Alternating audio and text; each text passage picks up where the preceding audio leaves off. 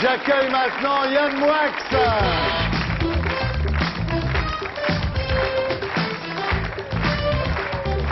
Ça va? Yann Moix, Olivia Bonamy, Marie-Noëlle Lindemann, Franck Dubosc, David Hallyday, voilà. Donc Yann, après Jubilation vers le ciel, après Les cimetières sont des champs de fleurs, après Anissa Cortot, vous publiez votre 4e roman qui s'appelle Podium. Alors, pour la sortie de Anissa Cortot, vous aviez fait passer une annonce, Yann, dans la presse, avec Appelle-moi, M-O-I-X. Appelle-moi, en fait. Appelle-moi, avec votre numéro de portable. Alors, résultat, beaucoup de lecteurs de Tétu, le fameux magazine gay, vous ont téléphoné. Et il y a une fille, quand même, qui vous a téléphoné en vous disant « J'ai envie de toi, et vite ». Et vous avez compris quelques jours plus tard que c'était 3 copains du Figaro, en fait, que vous avez fait une sale blague. Est-ce que ce soir, vous êtes prêt à recommencer, à donner à l'antenne votre numéro de portable? Yann Moix. 06 62 37 61 60. Est-ce qu'on pourrait avoir un petit replay, Serge, s'il te plaît? Un petit replay. 06 62 37 61 60. Voilà. Ce que je trouve vache, c'est que tu as donné le numéro d'Olivia Bonamy. Je vais le noter alors. Bien, alors on arrive à la question. Désormais, chaque semaine dans cette émission, il y aura une question qui s'appelle la question.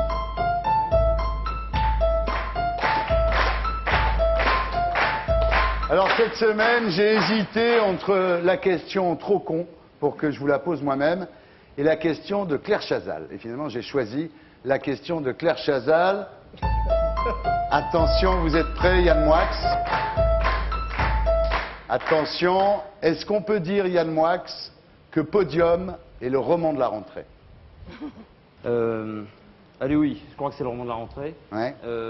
Parce qu'en fait, je suis beaucoup trop modeste pour me comparer aux écrivains français morts. Alors, si je me compare aux écrivains français vivants, on peut effectivement dire que c'est le roman de la rentrée. Oui. Voilà.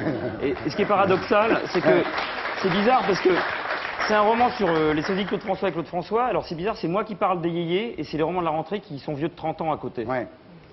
Bien, je vois que vous avez préparé vos formules pour les Non, nombreuses non, télés que vous allez faire. C'est bien, vous avez rodé le show pendant les vacances. En tous les cas, vous êtes sur la liste du Goncourt. Maintenant, le tout, c'est d'y rester le plus longtemps possible. C'est un peu comme un cheval de rodéo. Oui, c'est comme un jeu un peu télé où il ne faut pas tomber. Ouais. Voilà, c'est ça. Vous n'êtes pas très souriant. C'est vrai, la preuve. Vous n'êtes jamais très souriant. Et j'ai appris en lisant Paris Match que quand vous étiez petit, on vous avait mis des bagues sur les dents. On vous appelait d'ailleurs la banane métallique, ce que je trouve être un surnom assez Heavy génial. Metal, centrale nucléaire, enfin, toutes ces plaisanteries très Et drôles. donc vous avez plus le, comme vous dites, vous avez plus le fer, mais vous avez le masque. En fait, si je souris toujours, mais par les yeux, par les oreilles, par les cheveux, par les mains. Mais j'arrive plus à sourire par la bouche, ce qui est un peu paradoxal. Ouais. Enfin, là, j'essaye de me forcer et ça se voit. Souriez, un névropathe faites quand je voir, souris. faites voir. Un névropathe. Il a regardez. du mal, hein, c'est vrai. Ah, je peux pas, c'est un truc où vous y arrivez, moi je peux pas. Moi, c'est pas pareil, ça. Quand on est animateur télé, c'est même ce qu'il faut savoir faire en premier. Regardez Sabatier. Vous l'avez eu, ça aussi, vous, les... Ah, j'ai à peu près tout eu, ouais. Vous avez eu ça, hein, les bagues sur les dents? Les bagues, le casque. Ah ouais? Ah oui, le casque, balai. j'ai eu, moi. Pourquoi le casque? Il y avait une espèce de casque qui tenait les dents, et un jour j'avais ça, je dormais avec, une amie de mes parents rentre, elle dit « Ah, t'écoutes ton Walkman ». Mais en fait, c'était un truc, c'était terrible. Alors on va passer à Podium, Yann. Le pitch de Podium, c'est l'histoire d'un sosie de Claude François, effectivement, qui s'appelle Bernard Frédéric. Et puis il a un copain qui s'appelle Jean-Baptiste Cousseau, dit Couscous, qui est le narrateur. Lui, c'est un ex-sosie de Claude François, mais il est recyclé en sosie de C. Jérôme. Sous le nom de D. Jérôme, parce qu'il vient après lui. Bien entendu. Oui, c'est logique. Le livre est très très drôle. Alors ce Bernard Frédéric, c'est un sosie dissident, non agréé par le club officiel. Sosie freelance, oui. Oui, c'est ça. Parce qu'il y a les sosies officiels et les sosies freelance. Voilà. Alors, il doit effectivement refaire tous les concours parce qu'il veut participer à l'émission d'Evelyne Thomas, que nous saluons ici. C'est mon choix. Voilà. Hein, et donc, il est obligé de retourner un petit peu à l'école des sosies, de passer des concours. Les titres de chaque chapitre sont des chansons de Claude François. C'est un bel exercice. Exact. Il y a même une chanson qui s'appelle Hip Hip Hip Hourra, Oui. une chanson de Gainsbourg qu'il avait enregistrée en 67.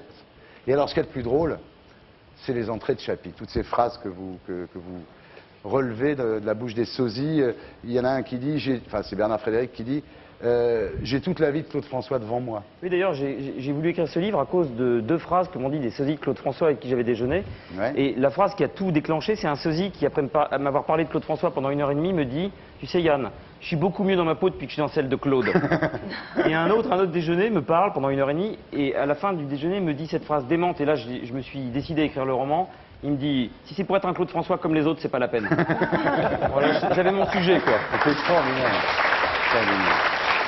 Il y en a une aussi, c'est Claude François a été Claude François dès sa naissance. Moi, il a fallu que je travaille comme un malade pour rattraper mon retard. Ah oui. Il y a vraiment des perles. Et puis pendant le concours aussi, ils font donc le concours pour participer, pour devenir un vrai sosie, pour participer à l'émission d'Evelyne Thomas. Et il dit, le prof dit, c'est pas parce que vous êtes des sosies qu'il faut copier. Parce qu'ils ont un examen comme Oui. le bac ou Ouais. voilà. Il y en a un qui dit, ce que je préfère en moi, c'est Claude. Et depuis, j'en ai eu une autre fabuleuse qui a dit un sosie, mais je peux plus l'intégrer dans le roman. Oui, c'est trop Il a tard. dit sans moi, Claude François serait resté Claude François. Et vous êtes dit à ce moment-là, j'ai compris que je tenais non seulement un sujet de roman, mais un thème universel finalement. Un thème universel, d'autant qu'aujourd'hui, on est dans le terrorisme de la célébrité et en même temps dans la démocratisation de la star et de la célébrité. Oui, Et ça, c'est vachement intéressant de comprendre qu'on est dans une époque où la notoriété précède l'œuvre. Ouais. Et même parfois la remplace. Mm. C'est-à-dire qu'avant, on faisait une œuvre, une chanson, un livre, et on devenait éventuellement célèbre. Aujourd'hui, on est célèbre d'abord, et on regarde ce qu'on fait avec Après, cette célébrité. il faut remplir la notoriété Voilà, on a avec un quelque vase, chose. Oui. voilà, on a un vase qui s'appelle la célébrité, on regarde ce qu'on peut mettre dedans. Et si ça continue comme ça, c'est les inconnus qui vont devenir parfaitement célèbres. Et même on dira, dis donc, t'es pas inconnu toi, t'es jamais passé à la télé. Et il y aura dans les boîtes de nuit des VPIP, des Very Pas Important People, qui se réuniront dans des carrés à cet effet. Il n'y aura que les gens qui ne sont pas passés à la télé, il n'y en aura plus que 5 ou 6. Oui. Mais d'ailleurs, vous citez souvent l'exemple de David Dulof qui dit « Moi, célèbre, c'est ce que j'ai toujours voulu faire, et non Ah pas ouais. être. » Non, c'est-à-dire que le faire et l'être sont devenus connexes, et la célébrité et l'anonymat sont devenus synonymes. Je sais par exemple depuis 2 ans, en regardant les couvertures de Télé 7 jours, Ouais. que ce sont des stars en couverture de Télé 7 jours parce que je ne les connais pas. Ouais. Et comme ce sont des anonymes, je sais que c'est des gens connus. Voilà. C'est vrai.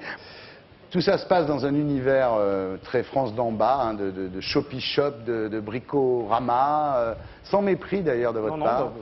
je n'ai pas méprisé l'endroit où j'ai habité pendant 20 ans, Ouais. c'est-à-dire près d'Orléans. Hmm. Je suis très province, moi. Très. Alors, on travaille bien que sur ce qu'on connaît. Hein. Ouais. Après tout, Faulkner ne travaillait que sur quelques mètres carrés avec un champ de maïs, une grange, Ouais. et puis un fleuve pas loin, puis ça suffit pour faire un roman. C'est même trop.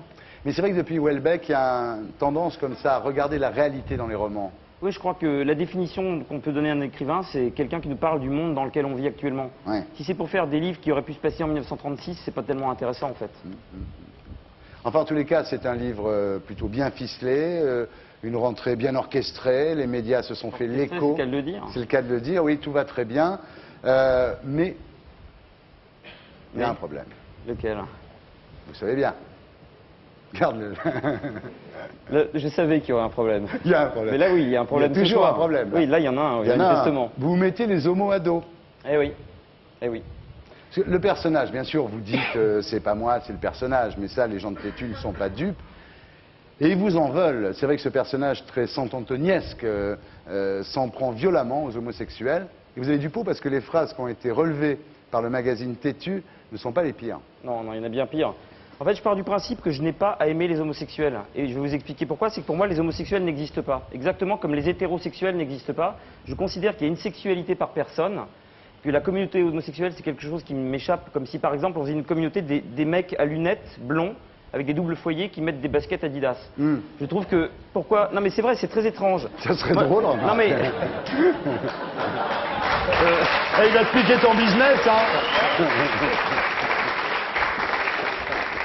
Et je trouve que la sexualité est quelque chose de tellement individuel que je pense que parfois il y a moins de différence entre un hétérosexuel et un homosexuel qu'entre 2 homosexuels.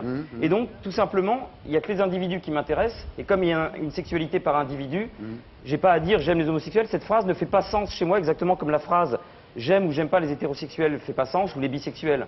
Et dans la Rome antique, on faisait même pas ces distinctions. Il n'y avait Ouais. que la sexualité, quelque chose d'individuel. Vous êtes queer, Voilà, very queer. sans le savoir. Ouais. À la Dubosc. Non, mais il y a quand même des phrases terribles. Vous dites, je ne suis pas homosexuel, j'ai pas un cancer du slip, comme Klaus Naomi, je rocutsonne pas, je Thierry le luronne pas. Ouais, mon C'est personnage- violent quand même. mon C'est rare personnage- de lire ça dans des romans français. Mon personnage appelle le sida un cancer du slip parce Ouais. qu'il parle de manière très imagée et que je me suis amusé en fait à essayer de trouver un langage, une novlangue pour ce personnage parce que dans les romans burlesques en fait on fait souvent ça et pour trouver ce langage j'ai croisé le roman de Renard et les interviews de Jean-Claude Van Damme et ça donne ça. On le connaît bien ici, Jean-Claude Van Damme. C'est un ami de la maison. Mais vous connaissez pas Renard? Non, Il est très moins bien bien, aussi. moins bien. Non, mais il y a des phrases. À vous les pédales, on peut vraiment pas vous sentir. Déjà que dans les hôpitaux, on poirote des plombes à cause de vos fions infectés. C'est beaucoup quand Mais même. attendez, je précise quand même que c'est mon personnage qui parle. Et Je sais. J'ai essayé de faire un personnage antipathique. Je crois que j'y suis arrivé. Là, oui. Et le mec est radin, c'est-à-dire qu'il passe sa vie dans les restaurants à volonté, par exemple. 25 fois, il demande des suppléments viande jusqu'à temps qu'il meurt, quoi, quasiment. Ouais, ouais. Tout ce qui est gratuit, il est preneur. Et puis, en même temps, je vais le rendre encore plus antipathique, donc en plus, il est homophobe. Ouais, Je terriblement. considère que l'homophobie et la radinerie sont parmi les défauts les pires que puisse avoir un être humain. Alors voilà, j'en ai fait un personnage, moi. En tous les cas, c'est un roman très drôle, très picaresque, un peu amphigourique de temps en temps. Oui. Non? C'est le deuxième problème de la soirée. Non, non, ça c'est un problème pour moi, Ah, pas d'accord. pour le bouquin. Non, c'est très bien. J'espère, oui. Ouais. Est-ce qu'il y a des sosies de Johnny Hallyday? Beaucoup, non? Oui, je connais un celui de Johnny Hallyday qui m'a dit une phrase inoubliable. Il m'a dit « Je suis bien content que Johnny se soit stabilisé sentimentalement parce que j'arrivais plus à suivre. »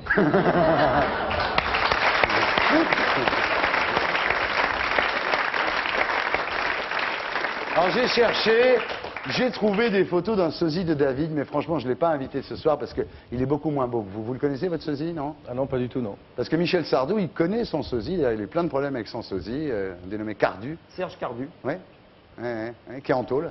Ah bon, il est en Ah, il tôle est en tôle, oui. Oh, le scoop. Vous connaissez pas le vôtre? Ben, la prochaine fois, je l'inviterai, tiens. Ah bah oui, avec plaisir. Beaucoup moins C'est beau. sympa de m'avoir invité, comme le sosie de Franck Dubosc. Et je pense que Franck Dubosc viendra dans une autre émission pour parler Il de a lui. du boulot, Franck Dubosc.